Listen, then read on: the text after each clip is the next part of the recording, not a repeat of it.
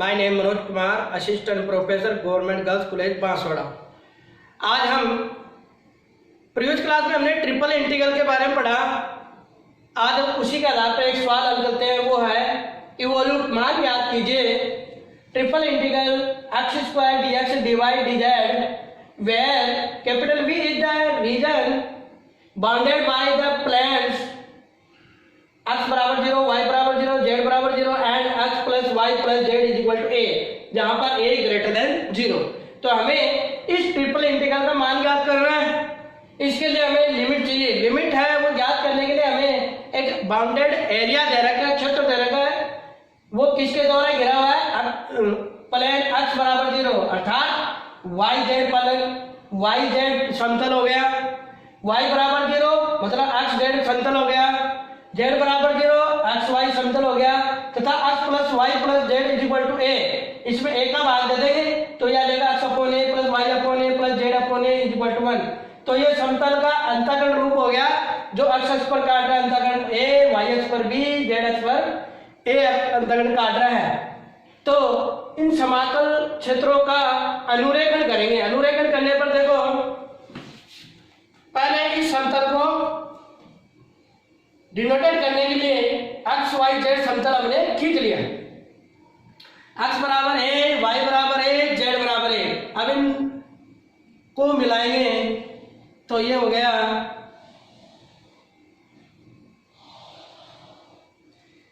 तो ये जो इसको दे दिया a जिसका निशान हो जाएगा a 0 0, ये b जिसके निशान 0 a 0, इसके हो जाएगा c 0 0 a।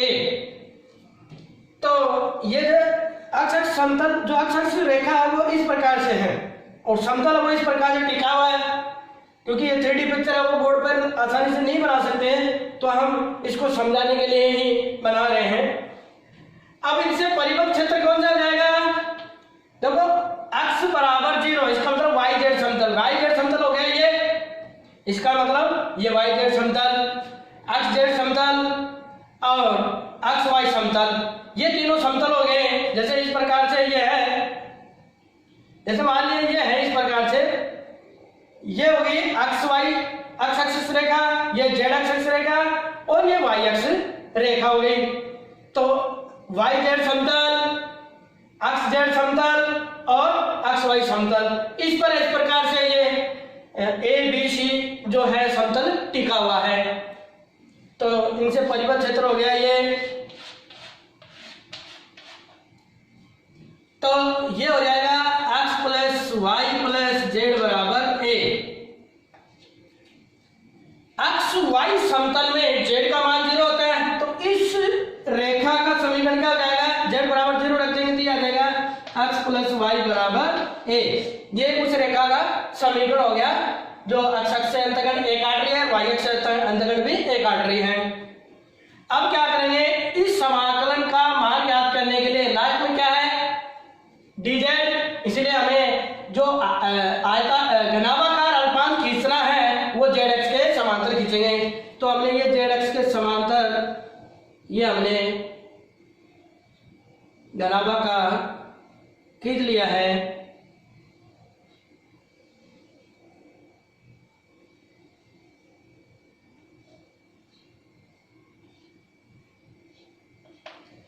ये घनाभाकार का एक हमने पट्टी ली है। अब ये पट्टी किस प्रकार से वेरी करेगी? देखो ये पट्टी को मैं यहां से लेकर यहां तक लाऊंगा, मतलब ये एक्स अक्ष से, तो यहाँ पर x का मान 0 और यहाँ पर x का मान a, x का मान a और y अक्ष के ले जाएंगे तो इसको पट्टी को यहाँ से लेकर यहाँ तक ले जाएंगे, मतलब यहाँ से लेकर यहाँ तक। यहाँ पर y का मान क्या हो जाएगा? 0 और यहाँ पर y का मान क्या हो जाएगा? a माइनस x, क्योंकि ये रेखा का समीकरण है। नीचे यहाँ पर x y समतल में z का मान 0 और ये इस प्रकार से है ये, तो यहाँ पर जब ये टच कर रहा है इस समतल के तो यहाँ पर z का मान क्या हो जाएगा? z बराबर a minus X minus Y. तो यहाँ पर z बराबर हो जाएगा a minus X minus Y और यहाँ पर y बराबर हो जाएगा a माइनस एक्स। तो लिमिट हो जाएगी, x की सीमा हो जाएगी x बराबर 0 से x बराबर a और y की लिमिट देखो y बराबर 0 से y बराबर a माइनस एक्स और z की लिमिट देखो z बराबर 0 से और z बराबर a minus X minus Y. ये लिमिट आ जाएगी x एक्स की, y एक्स की और z एक्स की। वो किसके आधार पर? हम जो ये परिबद्ध क्षेत्र जो निकाला है, परिबद्ध क्षेत्र देगा ओ ए बी सी ओ, तो परिबद्ध क्षेत्र क्या हो जाएगा? ओ ए बी सी ओ। ये परिबद्ध जो बेनिक क्षेत्र है इसमें हमने एक घनाभ आकार की पट्टिका ली, वो जेड एक्स के समांतर लेंगे। इसका कारण ये है क्योंकि लास्ट में क्या है? जेड एक्स है, इसलिए इसके समांतर पट्टी ली। अब ये पट्टी कैसे कैसे वैरी करेगी? इसको ऐसे खिसकाएंगे क्योंकि ये एक्स एक्सिस है इस प्रकार से, तो ये पट्टी इस प्रकार से जाएगी। एक्स बराबर 0 से एक्स बराबर a और y बराबर 0 से यहां पर y का मान क्या आ जाएगा? a minus X. जेड बराबर नीचे 0 से और z बराबर यहां पर आ जाएगा a minus X minus Y. अब लिमिट आ गई, अतः ये समाकलन हो जाएगा i equal to triple integral X square dx dy dz। X की लिमिट हो जाएगी 0 टू a, y की लिमिट हो जाएगी 0 टू a माइनस एक्स और z की लिमिट हो जाएगी 0 to a minus X minus Y is equal to. अब इसको हल करते वक्त किसके सापेक्ष पहले हल करेंगे? z के सापेक्ष। अतः z की लिमिट और z का ये dz अल्पांश जो है वो अंदर ले जाएंगे, तो ये क्या आ जाएगा? 0 to a minus X. Z के सापेक्ष करते हैं तो एक्स और वाई जेड कांस्टेंट हो गया, तो ये एक्स स्क्वायर तो बाहर आ जाएगा और तो ये आ जाएगा 0 to a minus X minus Y D Z D X D Y is equal to 0 to a minus x square. इसका समाकलन क्योंकि 1 के सापेक्ष कर रहे हैं तो 1 का z के सापेक्ष समाकलन क्या हो जाएगा? z लिमिट हो जाएगी 0 to a minus X minus Y D X D Y. Again i बराबर क्या हो जाएगा? समाकलन 0 to a minus x square. अब z की जगह अपर लिमिट रखेंगे और लोअर माइनस लोअर लिमिट रखेंगे। लोअर लिमिट रखेंगे तो 0 रखेंगे तो किसी भी संख्या में 0 घटाएंगे तो कोई फर्क नहीं पड़ेगा, तो ये आ जाएगा a minus X minus Y D X D Y. इसको सॉल्व किया तो लास्ट स्टेप ये आ जाएगी। अब किसके सापेक्ष समाकलन करेंगे? y के सापेक्ष। y के सापेक्ष समाकलन करेंगे तो x क्या होगा? कांस्टेंट होगा। तो अब y की लिमिट अंदर ले जाएंगे तो ये एक्स स्क्वायर को बाहर ले लेंगे, तो ये आ जाएगा 0 टू a माइनस एक्स, ये आ जाएगा a minus X minus Y D Y of D X is equal to 0 to a X square. अब इसका समाकलन क्या हो जाएगा? देखो a माइनस एक्स ये तो कांस्टेंट है, कांस्टेंट राशि बाहर, तो इसका समाकलन हो जाएगा a minus X of y minus Y square बटे 2, क्योंकि y के सापेक्ष समाकलन होता है y स्क्वायर बटे 2, तो यह आ जाएगा 0 to a minus X D X is equal to 0 to a X square. Upper limit रखेंगे y की जगह क्या आ जाएगा? a माइनस एक्स, ये रहा एक, ये रहा, तो ये हो जाएगा होल स्क्वायर। अब इसकी जगह रखेंगे a माइनस एक्स का होल स्क्वायर बटे 2। लोअर लिमिट रखेंगे y की जगह 0, यहाँ पर भी 0, तो टोटल 0, तो ये आ जाएगा dx is equal to 0 to a। इसमें से ये घटा रहे हैं क्योंकि ये दोनों पद समान है, तो एक में से 1/2 घटाएंगे तो क्या आ जाएगा? 1/2, तो ये आ जाएगा a माइनस एक्स का होल स्क्वायर बटे 2 dx। आगे 0 टू a, इस 1/2 कांस्टेंट है, ये तो बाहर आ जाएगा, ये तो 1/2 बाहर आ जाएगा। इसका वर्ग खोल देंगे तो क्या आ जाएगा? ये आ जाएगा a square plus x square minus 2ax dx। इसका समाकलन हो करेंगे तो क्या जाएगा 1/2 समाकलन 0 टू a। अब x स्क्वायर का अंदर गुणा कर देंगे तो क्या जाएगा a square x square plus x की घात 4 माइनस 2ax क्यूब dx। अब समाकलन करेंगे तो समाकलन क्या हो जाएगा, देखो a स्क्वायर कांस्टेंट, ये तो बाहर x स्क्वायर का हो जाएगा, समाकलन क्या हो जाएगा x क्यूब बटे 3, x की घात 4 का क्या हो जाएगा x की घात 5/5 माइनस 2a कांस्टेंट है, x क्यूब का क्या हो जाएगा x की घात 4/4, लिमिट हो जाएगा 0 टू a। अब ये इसमें मान रखेंगे तो हो जाएगा i equal to 1/2, upper limit रखेंगे x की जगह a रखेंगे तो क्या आ जाएगा, देखो a square into a cube बटे 3 प्लस a की घात 5/5 माइनस 2/4 a x, इस x की जगह रख दिया a की घात 4, ये तो अपर लिमिट हो गई, माइनस लोअर लिमिट जब x की जगह 0 रखेंगे, यहाँ पर भी 0 रखेंगे तो 0, यहाँ पर भी 0 रखेंगे तो 0, यहाँ पर भी 0 रखेंगे तो 0, तो टोटल 0।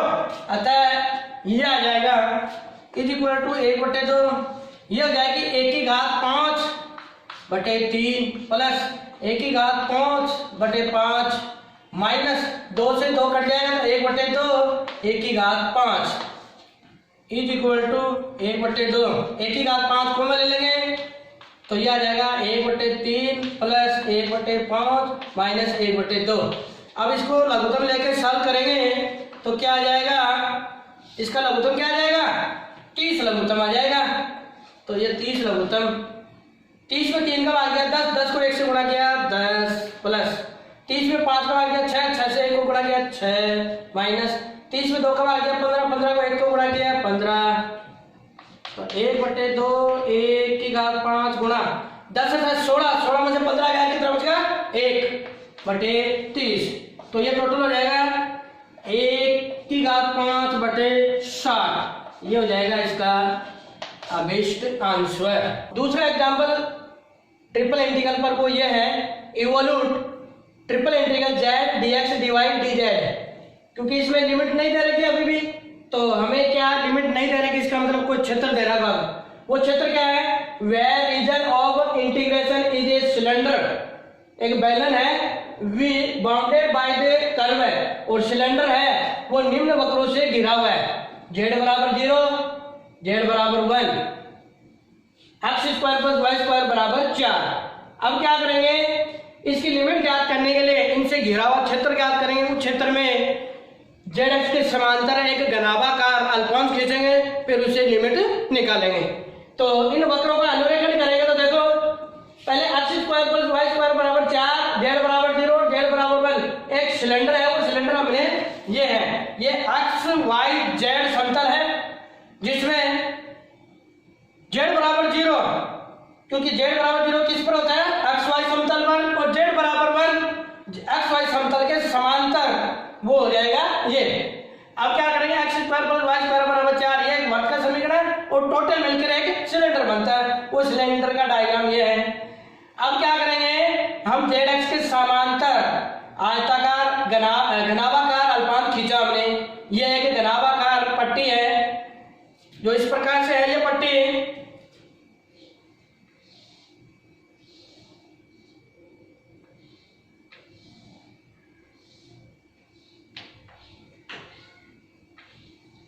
ये पट्टी इस प्रकार से है, ठीक है।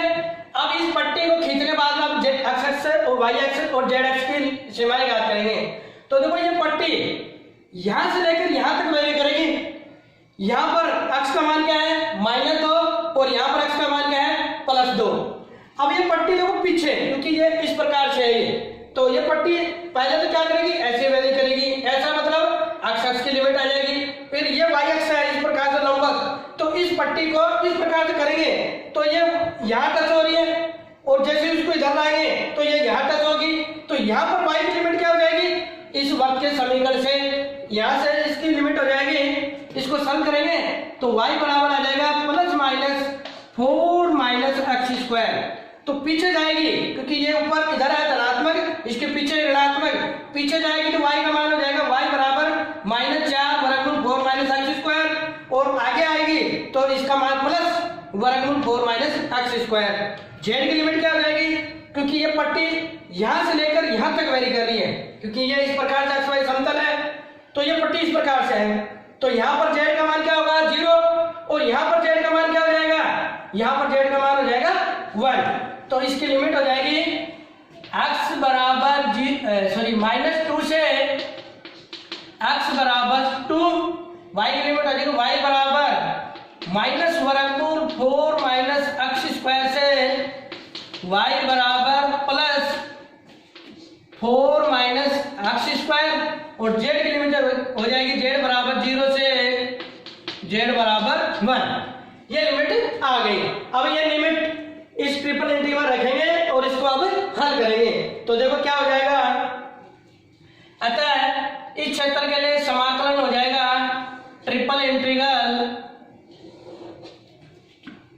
z dx dy dz। x की लिमिट क्या हो जाएगी -2 से +2, y की लिमिट क्या हो जाएगी माइनस वर्गमूल 4 माइनस एक्स स्क्वायर से प्लस का वर्गमूल 4 माइनस एक्स स्क्वायर, और जेड की लिमिट हो जाएगी 0 to 1। तो ये लिमिट आपको निकालने आ गई। अब इसको सरल करेंगे तो देखो क्या आ जाएगा, इसका मान -2 से +2 किसके सापेक्ष हल करेंगे, पहले जेड के सापेक्ष, जेड के सापेक्ष करेंगे तो जेड की लिमिट और डी जेड के सारे अंदर चले जाएंगे। तो देखो क्या हो जाएगा -4 वर्गमूल 4 माइनस एक्स स्क्वायर से वर्गमूल 4 minus x square 0 to 1 Z D Z D X D Y is equal to -2 से +2 -4 माइनस एक्स स्क्वायर वर्गमूल 4 माइनस एक्स स्क्वायर। अब जेड के सापेक्ष समाकलन क्या हो जाएगा, जेड स्क्वायर बटे 2, और लिमिट हो जाएगी 0 to 1 dx dy। अब इसमें लिमिट रखेंगे, अपर लिमिट रखेंगे जेड की जगह तो 1 आ जाएगा, और लोअर लिमिट रखेंगे तो 0 आ जाएगा। तो यह आ जाएगा इसका मान I इज इक्वल टू समाकलन -2 से +2 समाकलन माइनस वर्गमूल 4 माइनस एक्स स्क्वायर से वर्गमूल 4 minus x square. Upper limit रखेंगे तो इसका मान आ जाएगा 1/2, लोअर लिमिट रखेंगे तो 0 हो जाएगा। तो 1/2 में से 0 घटाएंगे तो 1/2 ही आएगा। आगे 1/2 कौन सी राशि है, ये तो बाहर ले लिया। अब किसके सापेक्ष हल करेंगे, y के सापेक्ष, y के सापेक्ष हल करेंगे तो y की लिमिट और dy अंदर चला जाएगा तो यह आ जाएगा माइनस वर्गमूल 4 माइनस एक्स स्क्वायर वर्गमूल 4 minus x square dy of dx। इसको लिख देंगे 1 into dy is equal to 1/2 समाकलन -2 से +2। अब देखो 1 का y के सापेक्ष समाकलन क्या होगा, y हो जाएगा, और लिमिट आ जाएगी -4 y माइनस एक्स स्क्वायर से प्लस वर्गमूल 4 minus x square dx is equal to 1/2 समाकलन -2 से +2। अपर लिमिट रखेंगे तो क्या आ जाएगा, वर्गमूल 4 minus x square. Lower limit रखेंगे माइनस के साथ तो माइनस माइनस माइनस वर्गमूल 4 minus x square dx is equal to 1/2। ये माइनस माइनस प्लस हो जाएगा, ये राशि और ये राशि दोनों समान है, दोनों के बीच में प्लस है, दोनों जुड़ जाएंगी तो क्या आ जाएगा 2 into वर्गमूल 4 माइनस एक्स ये 2 से 2 कट गया, तो अब इसका क्या हो जाएगा, -2 से +2 वर्गमूल 4 minus x square dx। Again